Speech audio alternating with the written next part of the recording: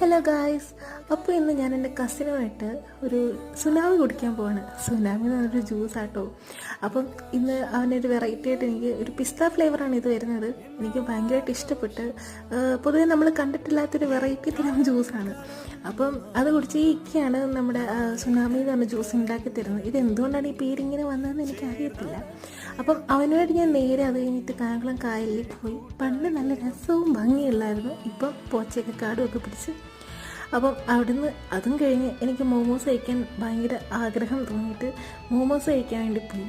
ഇത് ഞാൻ മൂന്നാമത്തെ തവണ ട്രൈ ചെയ്യുന്നത്. എനിക്ക് ഭയങ്കരമായിട്ട് ഇഷ്ടപ്പെട്ടു. ഞാനിവിടെ കുറേ പ്രാവശ്യം പോയി കഴിച്ചു.